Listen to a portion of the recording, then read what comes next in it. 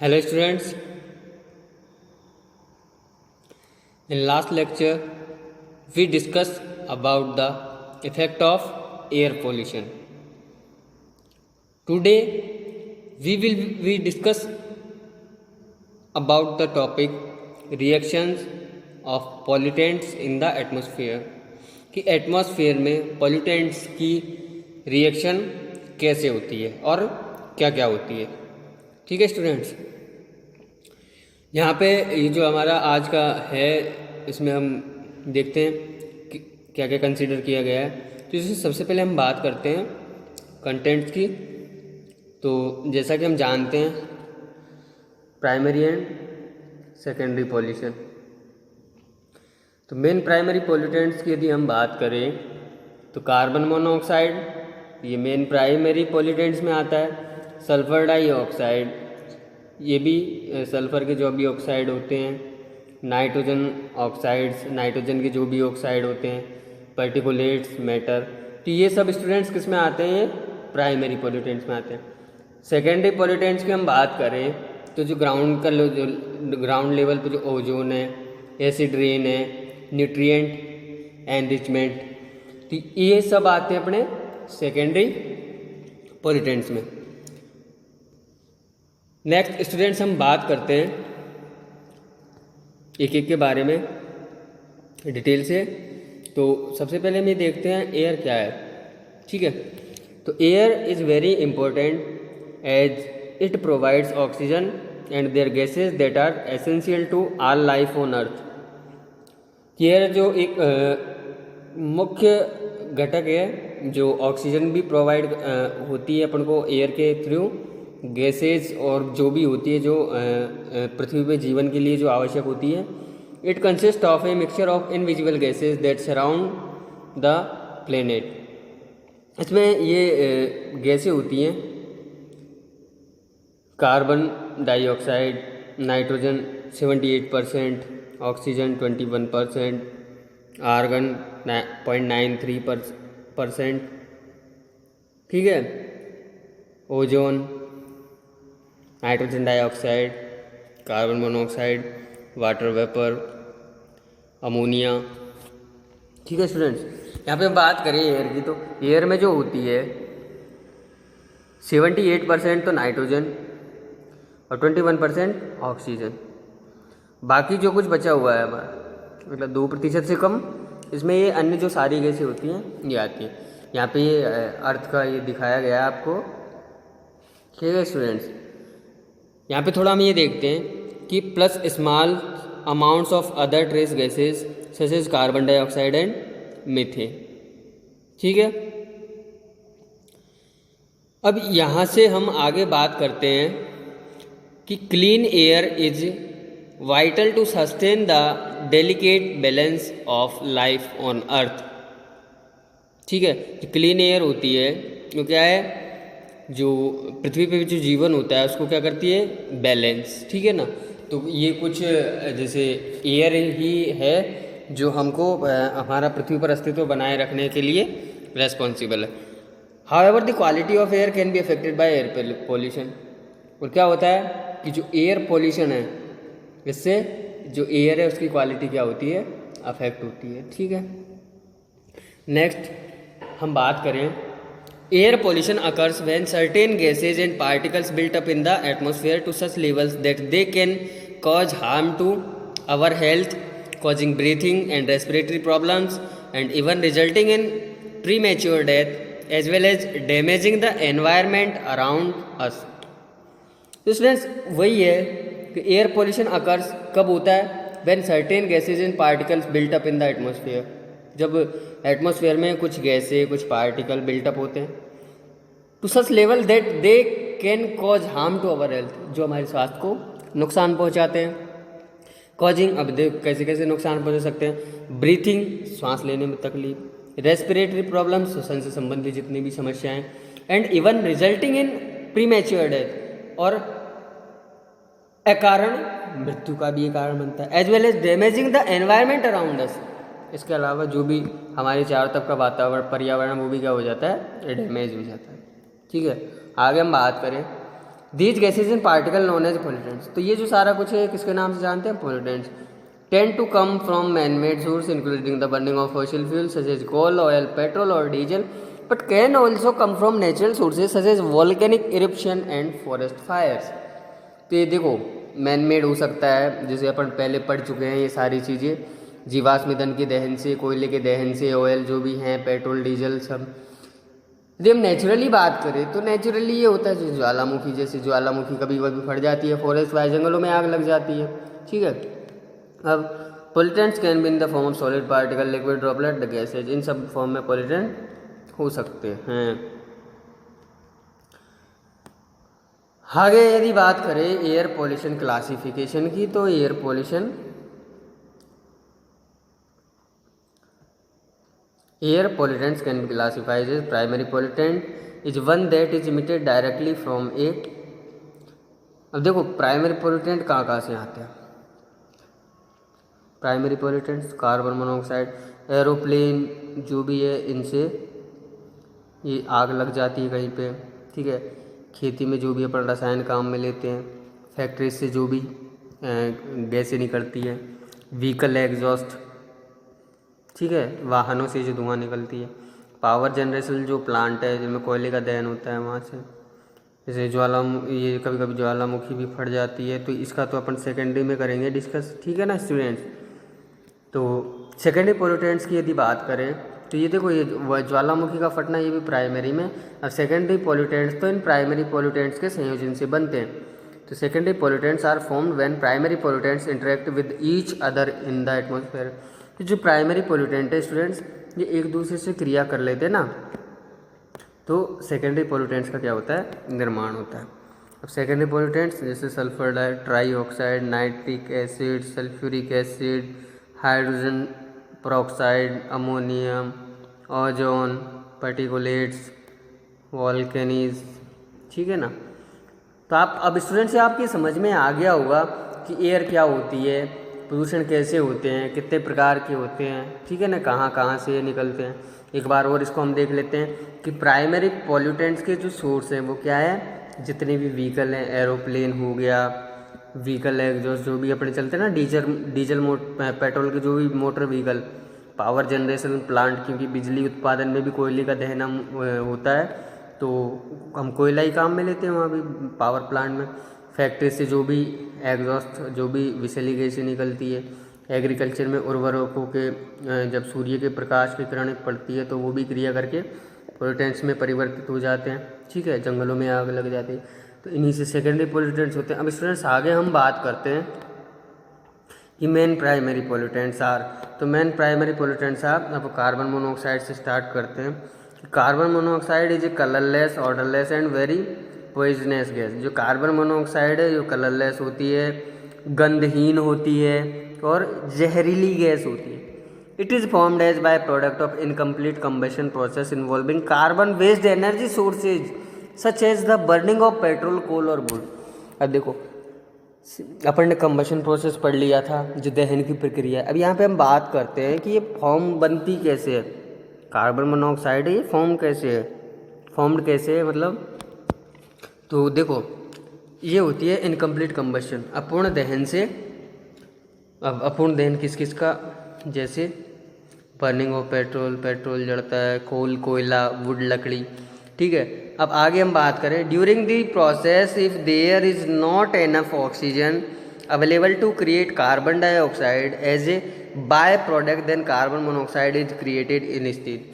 तो during this process मतलब इस ये जो प्रक्रिया है इसके अंतर्गत, if there is not oxygen available, enough oxygen मतलब पर्याप्त मात्रा में ऑक्सीजन अवेलेबल नहीं है, तो क्या क्रिएट होता है? Create carbon dioxide as a by product, और इसी के साथ that carbon monoxide is create instead, ठीक है student. The biggest sources of carbon monoxide comes from vehicles specially when they are moving slowly और when the engine is ideal. जब वाहन धीरे धीरे चलते हैं और इंजन में कुछ खराबी होती है तो उसकी वजह से भी कार्बन मोनोऑक्साइड प्रोड्यूस होती है। Carbon monoxide is dangerous to humans once inhaled, it competes with oxygen by attaching on to hemoglobin in red blood cells and starving vital organs such as the brain, nervous system, tissues and the heart of oxygen, reducing their ability to work properly. तो carbon monoxide से क्या होता है, human में जो सांस लेने की इनहेल मतलब अंदर जो भी सांस लेते हैं ना उसमें भी दिक्कत आती है। इसके साथ हीमोग्लोबिन में जो रेड ब्लड सेल्स है इनसे ये डायरेक्ट क्रिया करता है कार्बन मोनोऑक्साइड। और जो जो और भी हमारे बॉडी के जो पार्ट है, जैसे ब्रेन्स की हम बात करें, नर्वस सिस्टम की बात करें, टिश्यूज़ की बात करें, हार्ट की बात करें, तो क्या होता है इन सब की जो एबिलिटी है उनको कार्य करने की जो क्षमता है उसको प्रॉपरली ये काम कर नहीं पाते और काम करने की जो इनकी प्रक्रिया है वो धीमी हो जाती है। ठीक है स्टूडेंट्स, आगे इसी श्रृंखला को आगे बढ़ाते हुए हम नाइट्रोजन डाइऑक्साइड की बात करते हैं। तो नाइट्रोजन डाइऑक्साइड मतलब नाइट्रोजन के जो भी ऑक्साइड होते हैं are a group of gases made up of varying amounts of oxygen and nitrogen molecules. One of the most common nitrogen oxides is nitrogen dioxide, which is a reddish brown gas that has an unpleasant smell and is poisonous in high concentration. Students देखो, जो nitrogen के जो oxide होते हैं are a group of gases, ये एक गैसों का ग्रुप होता है made up of a varying amount of oxygen. तो ऑक्सीजन की जो मात्रा वेरी करती है उससे ये क्या करते हैं, उससे मेडअप होते हैं एंड नाइट्रोजन मॉलिक्यूल्स और नाइट्रोजन के जो अणु हैं। तो ये जो नाइट्रोजन की जो ऑक्साइड से ये किस किस से बनते हैं, ऑक्सीजन की बदलती हुई मात्रा और नाइट्रोजन के molecule. One of the most common nitrogen oxide is nitrogen dioxide. सबसे जो मुख्य नाइट्रोजन ऑक्साइड है और nitrogen dioxide NO2, which is a reddish, जो कलर में थोड़ी लाल रंग लिए होती है, ब्राउन गैस, भूरी भी हो सकती है। That has an unpleasant smell, दुर्गंधयुक्त, अनप्लीजेंट मतलब अच्छी नहीं होती। It is poisonous in high concentration, और उच्च सांद्रता में जहरीली होती है। They are formed when fossil fuels are burned at high temperature but can also be formed naturally by lighting strikes. तो आप समझ गए होंगे कि हाई टेम्परेचर पे जीवाश्म ईंधन को जलाने से, लेकिन ये नेचुरली लाइटनिंग स्ट्राइक से भी ये बनती है। These can form secondary pollutants and can result in environmental problems such as acidification and nitrogen enrichment. देखो इनकी क्या होती है कि सेकेंडरी पॉल्यूटेंट्स है, in these can form secondary pollutants.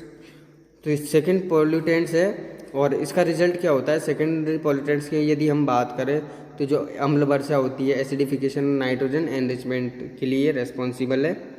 Most of the nitrogen dioxide in urban areas comes from exhaust emissions. जो भी उत्सर्जक होते हैं, ठीक है ना, उनसे ये अपन को नाइट्रोजन डाइऑक्साइड प्राप्त होती है शहरी क्षेत्रों में, एग्जॉस्ट सिस्टम जो भी होता है। It can increase the livelihood of respiratory problems as it inflames the lining of the lungs and can reduce immunity to lung infection. This can cause problems such as wheezing, coughing, cold, flu and bronchitis. तो वही है, it can increase the livelihood of respiratory problem, श्वसन संबंधी बीमारियों को ये बढ़ावा देते हैं। As it inflames the lining of the lungs, जो फेफड़े हैं उनको भी ये क्षति पहुंचाते हैं। And can reduce immunity to lung infections, फेफड़ों की जो कार्य करने की क्षमता है, जो इम्यूनिटी है, प्रतिरक्षा, उसको भी ये क्या करते हैं, कम, ठीक है ना। इसके अलावा ये कफिंग की, कोल्ड की, फ्लू की और भी जो भी समस्या है इससे उत्पन्न होती है। आगे हम बात करते हैं सल्फर डाइऑक्साइड की। तो sulphur oxides are a group of compounds made up of sulphur and oxygen molecules. The most common sulphur oxide is sulphur dioxide which is a colourless gas with a burn match type smell. जो sulphur dioxide होती है ये group of compounds made of sulphur and oxygen molecule, sulphur और oxygen के molecule से ये बनती है। The most common sulphur oxide is sulphur dioxide, जो सबसे मुख्य वो सल्फर डाइऑक्साइड है। विच इज कलरलेस, जो कलरलेस होती है, with A Brunt match type smell, और इसकी जो स्मेल है वो ब्रंट मैच टाइप होती है। These can form secondary pollutants and can result in environmental problems such as acidification. These can form secondary pollutions. Secondary pollutions में इनको जैसे आपस में क्रिया करके सेकेंडरी पोल्यूटेंट्स में इनको रखा गया है, और इससे रिजल्ट में क्या होता है, एनवायरमेंटल प्रॉब्लम जो अम्ल वर्षा होती है उसके लिए भी रेस्पॉन्सिबल होते हैं, ठीक है ना। जैसे अपन नाइट्रोजन डाइऑक्साइड पढ़ा, सल्फर डाइऑक्साइड पढ़ रहे हैं, तो ये सब कुछ ये एनवायरमेंटल इश्यूज हैं, एनवायरमेंटल प्रॉब्लम्स इनसे क्रिएट होती है। आगे यदि हम बात करें तो they are form during the burning of fuels containing sulphur such as coal and oil and metal containing ores including aluminum, copper, zinc, lead and iron। तो यहाँ पे हम देखें they are form during the burning, ये दहन के दौरान मतलब जलाने के दौरान बनती है। फ्यूल कंटेनिंग, जिन फ्यूलों में, जिन ईंधनों में सल्फर जैसे कोयला और ऑयल, इनमें सल्फर की यदि क्वांटिटी होती है, एंड मेटल कंटेनिंग, और जो धातु होते हैं, ठीक है, धातु में अपन ले सकते हैं जो अयस्क होते हैं, इन एल्यूमिनियम के, कॉपर के, जिंक के, लेड के, आयरन के, तो वहाँ से हम सल्फर डाइऑक्साइड प्राप्त होती है। Most of the sulphur dioxide in our area is caused by the burning of coal and oil for energy generation and industrial activities. जो अधिकांश जो ये सल्फर डाइऑक्साइड है, ये अपन को air is caused by the burning of coal, ये coal के जलने से, और इसके अलावा ऑयल फॉर एनर्जी जनरेशन, जो ऊर्जा उत्पादित करने के जो क्षेत्र है वहाँ से, एंड इंडस्ट्रियल एक्टिविटीज़, और औद्योगिक जो गतिविधि है, इन सबसे हमको सल्फर डाइऑक्साइड प्राप्त होती है। It is also produce from natural sources such as active volcanoes and hot spring और वॉल्केनीज से भी हमको प्राप्त होती है। Sulphur dioxide can cause breathing difficulties if inhaled into the body. It is also toxic to plants and can cause acid rain when it reacts with moisture in the air। ये जो sulphur dioxide है, ये breathing difficulties का भी ये कारण है, और if inhaled into the body, यदि शरीर के अंदर ये चल जाए तो इट इज ऑल्सो टॉक्सिक, ठीक है ना। यहाँ पे हम बात करें सल्फर डाइऑक्साइड है, जो ब्रीथिंग डिफिकल्टी कब होती है, जब शरीर के अंदर जाती है, इनहेल्ड, ठीक है ना। इट इज़ ऑल्सो टॉक्सिक, ये पौधों के लिए भी जहरीली होती है, to plants and can cause acid rain, और एसिड रेन का भी कारण है। When it reacts with moisture in the air, acid rain का कारण कब बनती है, जब ये एयर से मॉइस्चर के साथ रिएक्शन करती है, ठीक है स्टूडेंट्स। पार्टिकुलेट मैटर की यदि हम बात करें तो पार्टिकुलेट मैटर जो अपन साइज होता है पार्टिकल का, उसके अकॉर्डिंग पार्टिकल मैटर को हम शो करते हैं, ठीक है ना। जैसे 2.5 माइक्रोमीटर प्रति का साइज है। ह्यूमन एयर की हम बात करें तो ह्यूमन एयर का जो साइज है वो 50 माइक्रोमीटर होता है। फाइनेस्ट बिच सैंड की बात करें, इसका जो साइज है वो 90 माइक्रोमीटर होता है, ठीक है। तो बेसिकली यहाँ पे हम कह सकते हैं कि पार्टिकुलेट्स और particulate matter are tiny piece of solid matter और liquids in the air and can consist of hundreds of different chemicals including carbon, sulfur, nitrogen and metal compounds। तो छोटे छोटे टुकड़े होते हैं, जैसे solid matter, liquid in the air can consist of 100 और different chemicals, मतलब 100 से भी ज़्यादा केमिकल्स इंक्लूडिंग कार्बन भी इसमें होता है, सल्फर भी होती है, नाइट्रोजन भी होता है, मेटल के कंपाउंड्स भी होते हैं। They originate from many different sources, कई सोर्सों से ये ओरिजिनेट होते हैं, including construction sites, vehicle exhaust, industrial sites, unpaved roads and come in many shapes and size.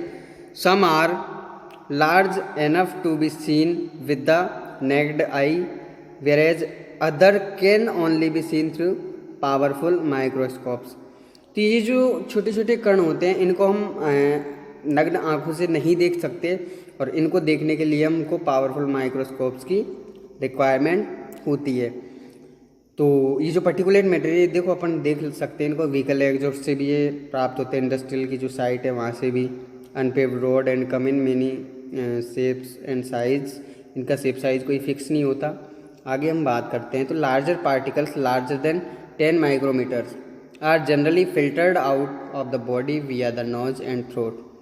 कि जो बड़े पार्टिकल होते हैं 10 माइक्रोमीटर तक के, ये जो बॉडी के अंदर जाते हैं तो ये फिल्टर हो जाते हैं। तो अपने जैसे होते हैं ना, यहाँ पे बताया गया है कि नॉइज एंड थ्रोट, गले और नाक से क्या होके जाते हैं अंदर, फिल्टर।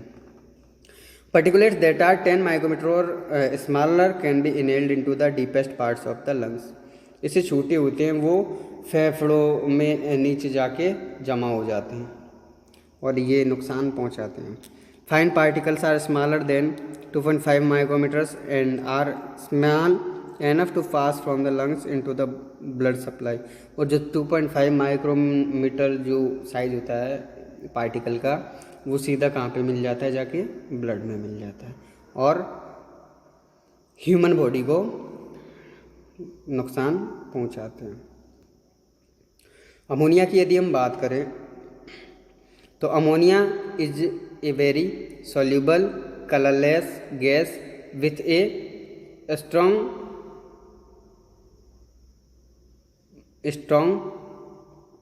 पंगेट स्मेल। तो इसकी जो स्मेल है, ये पनगेट स्मेल इसकी होती है, वेरी सोल्यूबल, ये बहुत सोल्यूबल है, कलरलेस गैस है। आगे इसमें हम बात करें तो it is primary released from animal waste and fertilizers use vehicle exhaust and primary release from animal waste and fertilizers use. तो ये जो कहाँ से रिलीज होती है, animal waste, fertilizer use, vehicle exhaust and other processes. This form secondary pollutants with the acid pollutants of SO2 and NOx to produce ammonium.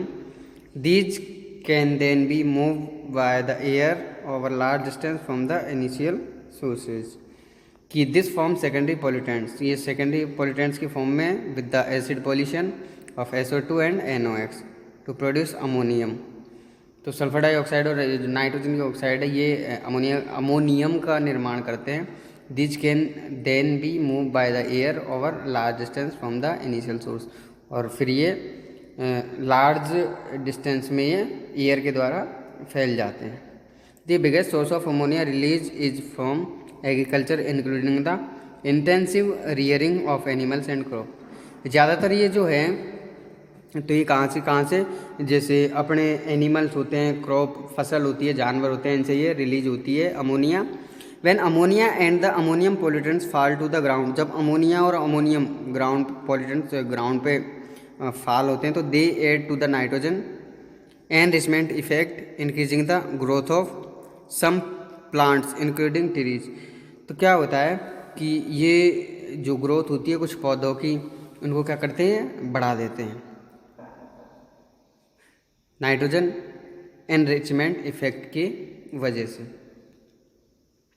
Secondary pollutants की हम बात करें यहाँ पे तो सेकेंडरी पॉल्यूटेंट से ground level ozone is a colourless gas that is a major compound of atmospheric smoke.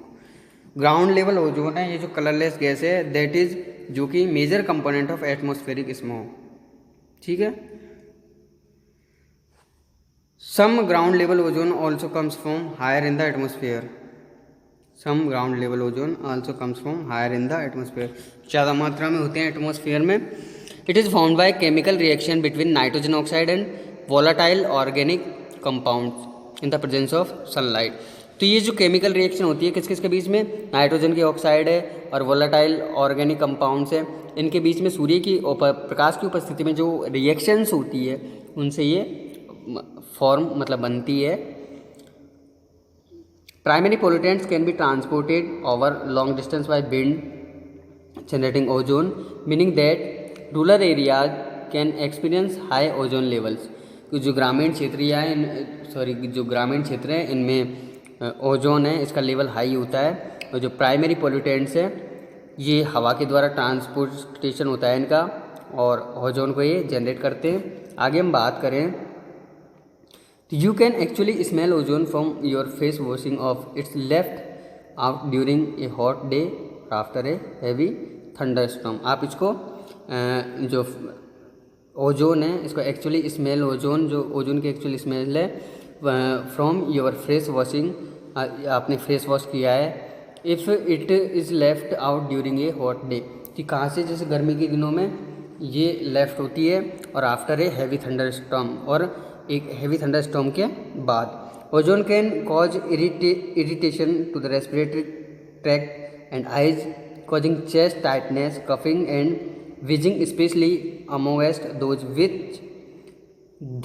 with respiratory and heart problem। तो ये ओजोन है, ये हार्ट को और रेस्पिरेटरी सिस्टम है इसको अफेक्ट करती है। Ozone also is a damaging air pollutants to plants as it reduces growth and productivity including food crops. Ozone also affect building and building material, कि ओजोन है ये पौधों के लिए भी जो डैमेज करती है पौधों को, एज इट रिड्यूस ग्रोथ, और ये ग्रोथ को भी कम कर देती है, and productivity including food crops, और जो फूड क्रॉप है उनकी प्रोडक्शन में भी ये क्या कर देती है, कमी कर देती है, और साथ ही साथ ये बिल्डिंग को भी क्षति पहुंचाती है। एसिड रेन की यदि हम बात करें स्टूडेंट्स, तो acid rain is form when sulphur dioxide and nitrogen dioxide, मतलब SO2 और NO2 जब ये आपस में रिएक्ट करते हैं in the atmospheric with water, किससे रिएक्ट करते हैं, पानी के साथ, ठीक है, oxygen and other chemicals to form various acidic compounds, ठीक है ना। तो जो एसिडिक जैसे HNO3 है ये बन गया, इसके साथ H2SO4 है, तो इनका ये क्या करते हैं, निर्माण करते हैं।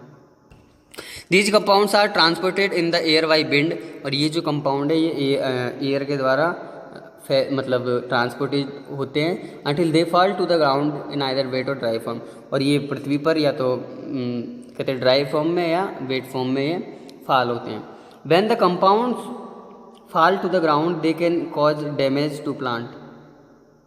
When the compounds fall to the ground, ये ग्राउंड पर फॉल होते हैं मतलब गिरते हैं, तो ये किसको डैमेज करते हैं, प्लांट्स को, इंक्लूडिंग ट्रीज, पौधे और जो भी पेड़ है इनको। They can also increase the acidity levels of our soils, हमारी मिट्टी की जो एसिडिटी लेवल है ये जो बढ़ा देते हैं। Reverse, lux and streams affecting the delicate balance of ecosystem that live in this environment.